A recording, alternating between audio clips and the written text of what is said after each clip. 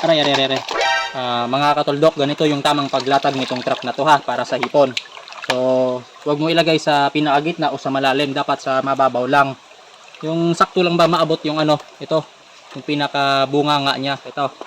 Ito yung pinakabunganga niya, doon nakaharap sa baba. Yung agos ba ng tubig papunta doon, doon din dapat nakaharap yung pinakabunganga nitong trap.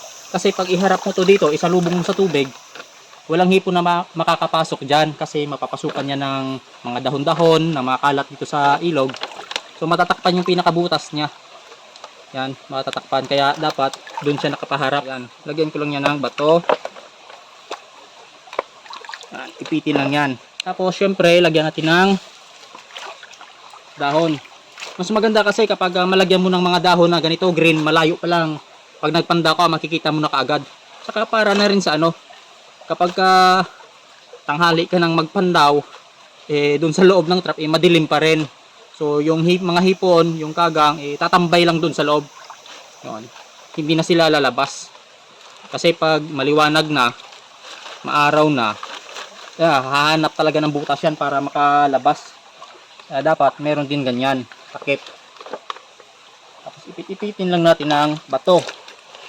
Yan. So ganyan mga katuldok, okay na to. So bukas papandawin ko to, tingnan natin kung may laman. So ito na yung nilatag ko kahapon mga katuldok, yung ginawan ko ng tutorial. So titingnan ko ngayon kung ano, mayroon itong laman.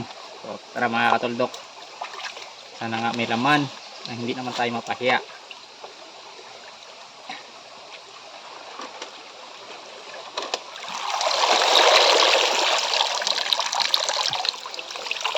Ayan o, daming laman mga katuldok ko. Oh, may laking hipon oh. Ayan o. Sige lang. Para makita natin lahat. Iyan natin. Saan? Kasi malabo yung wheel pins. Malabo yung ano ko, yung trap. Yung mga katuldok ko.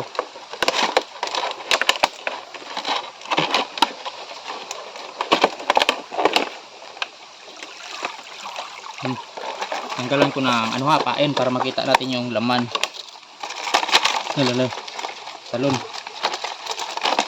Yung pain ko, nyug.